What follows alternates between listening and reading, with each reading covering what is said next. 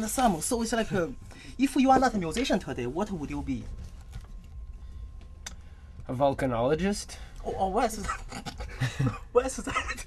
Well, it's just, you know, I think I was always drawn to the pure sciences. Oh. And, you know, I like volcanoes. So, as terrifying as they are, and how they may spell the end of civilization as we know it at some point, you know, during a period of heavy-duty volcanic activity, we may all go down. There's lots of historical precedents to show the effects that it has on, you know, even sturdy civilization. Pompeii, for example. Even Mount St. Helens when she reared her ugly head in the 1980s. So, I've just been drawn to volcanoes. That, and obviously, like everyone else, I want to be an astronaut. Some told us, gave us the truth. What do you think the ladies prefer, hockey player or rock stars? That's a tough one, man. I think different kind of ladies would, you know, prefer different kind of men, obviously. So either way, they're barking up the wrong tree, you know. If they want a good man, don't go looking at hockey players or rock and roll, you know, guys. Go and find, I don't know, what? Teacher? A plumber? Sound engineers? Look, he's a trustworthy looking, hard-working guy, you know, bringing home the bacon every day in an honest way. Remember what Sam Roberts just said. Remember that such a good teacher. And Sam, so I listen to your speech, I feel you are such knowledgeable. Because most of musicians, they know a lot about music. They know about art. They don't talk like you, like so deep. So that's knowledgeable. I think musicians, like hockey players, suppress their you know, sometimes anyway, their true way about them, their mannerisms and everything, to put on what they think is, you know, the textbook way that a guy in a band or a girl in a band should be, you know, should behave and speak, and the lingo and all of that. And I don't know, you can buy into that or you don't have to, you know. I don't think you listen to the words and songs that people write, and you know they're really intelligent people who clearly have something to say, but you know, how they choose to present themselves to the public is sometimes tailored to, you know, make them out to be, what do you mean, a cool guy in a band, you know, or a cool girl in a band. Yeah, that's such inspirational. That's such inspirational. I learned a lot from you, Sam. Thank you for the speech. Wow. And the feeling's mutual, man. I'm learning a lot about myself too right now. So okay, let's dig more. Let's dig some more from his heart. And Sam, so it's like I know you graduated from McGill University, right? So McGill University is one of the best universities in North America. So I know you also have a million of college girls loves your music. The millions of college girls love your music. Millions. So when you back to that McGill University, have you got a lot of lucky from this? No. I'm married to the girl that I was dating when I was at McGill. So how many years? We've been together for 16 years now. Oh. So we've been together a long time. Right through the end of high school.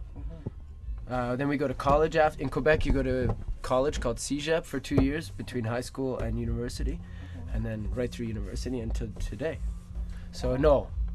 And it's funny, man. When we were at university, it wasn't like guys who played in bands weren't necessarily seen as the coolest dudes on campus. You know, obviously there'd be a few girls who were into the style and into the whole idea, but back then we kind of got screwed actually at university, because back then girls wore track pants and like workman socks, and it was cool to wear your boyfriend's clothes. You remember that, the whole era? And it's like, why that had to be our like 3 years of freaking university, I don't know, man. But it was like, now I see it, it's like you go to school and your eyes are just popping out of your head.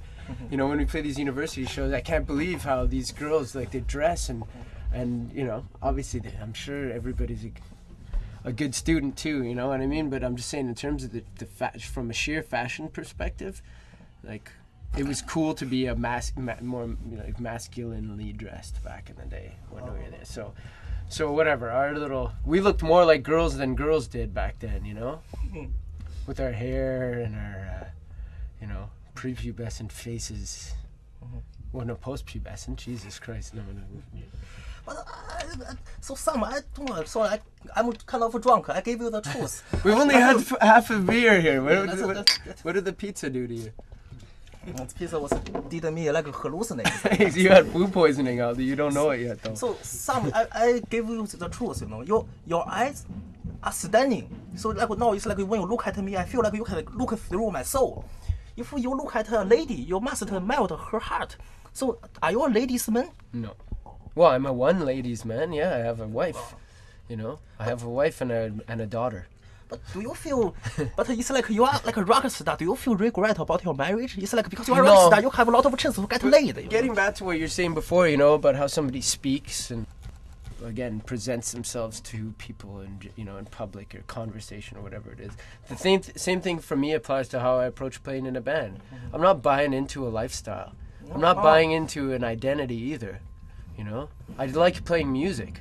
It doesn't mean that I'm sitting there with the Led Zeppelin or the Motley Crue textbook on how to go about it, you know? That everything has to be the way it was, or there's a specific way that you have to go about it. So being a ladies' man is included. It's a sort of, it's included in a long list of stereotypical attributes of a guy who plays in a band. So, again, you can choose to buy into that. You can be seduced by it. I think that's what happens to a lot of people. Is you're like, okay, I can work in a desk, I can work in the mailroom, I can be an electrician, or I can play in a rock band and dress, different from everybody else, drink a bottle of Jack Daniels today, snort cocaine off a table, and have all the girls that I want. And if that's what you're looking for from a life in music, then then yeah, there's like a manual, basically, an unspoken manual of how to go about that. And I just don't really, I mean, there've been times in my life where I lived a lot closer to that than I do now. I'm not gonna say I've never been like that. Mm-hmm. Holy shit, man, we've been playing in a band since we were in our teens, mm-hmm. and a lot of us, again, were compelled to play music because we were seduced by that whole thing. At this point, it means something different to me, Yeah, Sam, that was so touching. I mean, this interview is going to be masterpiece.